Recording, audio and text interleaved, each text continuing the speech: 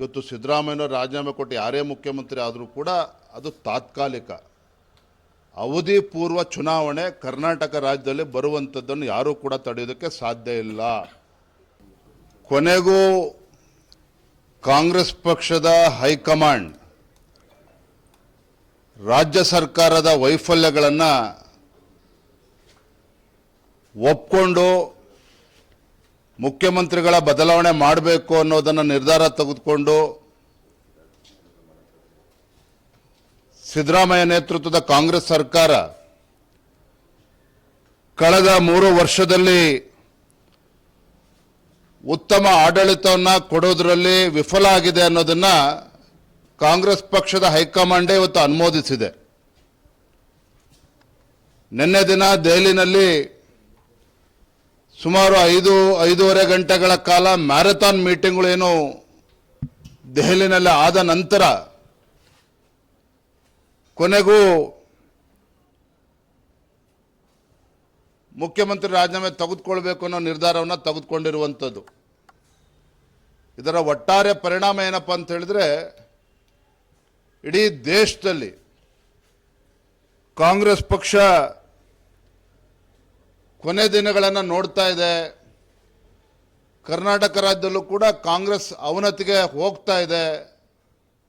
ಇದು ಸ್ಪಷ್ಟವಾಗಿ ಮುನ್ಸೂಚನೆ ಅಂತ ಹೇಳೋದಕ್ಕೆ ನಾನು ಇಚ್ಛಪಡ್ತೇನೆ. ಸಿದ್ದರಾಮಯ್ಯನವರು ಮುಖ್ಯಮಂತ್ರಿ ಸ್ಥಾನದಿಂದ ಇವತ್ತು ನಾಳೆ ರಾಜೀನಾಮೆ ಕೊಟ್ಟು ಯಾರು ಮುಖ್ಯಮಂತ್ರಿ ಆಗ್ತಾರೆ ಅನ್ನೋದು ಮುಖ್ಯ ಅಲ್ಲ.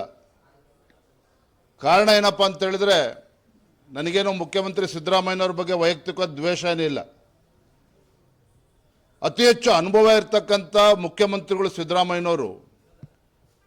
ಬಹುಶಃ ದಕ್ಷಿಣ ಭಾರತದಲ್ಲೇ ಇತರ ರಾಜ್ಯಗಳ ಕಂಪ್ಯಾರಿಸನನ್ನು ನೀವು ಮಾಡಿದ್ರೆ 10 ಲಕ್ಷ ಕೋಟಿ ರೂಪಾಯಿ ಸಾಲಗಳನ್ನು ಇವತ್ತು ಸಿದ್ದರಾಮಯ್ಯನವರು ಮಾಡಿರುವಂಥದ್ದು.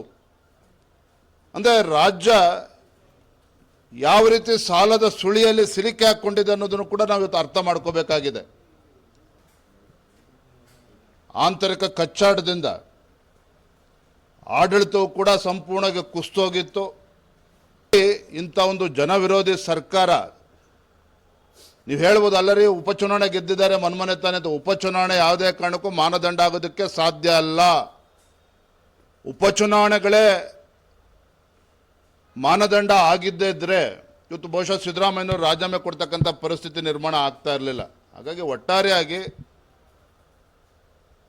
ರಾಜ್ಯದಲ್ಲಿ ಅಭಿವೃದ್ಧಿ ಇಲ್ಲದೇ ಭ್ರಷ್ಟಾಚಾರದಲ್ಲೇ ಮುಳುಗೋಗಿದ್ದಂಥ ಕಾಂಗ್ರೆಸ್ ಸರ್ಕಾರ ಕೊನೆಗೂ ಕೂಡ ಕಾಂಗ್ರೆಸ್ ಹೈಕಮಾಂಡ್ ಒಪ್ಕೊಂಡು ಇವತ್ತು ಮುಖ್ಯಮಂತ್ರಿ ಬದಲಾವಣೆಗೆ ಕೈ ಹಾಕಿರ್ತಕ್ಕಂಥದ್ದು ನಾವು ಗಮನಿಸಿದ್ದೇವೆ.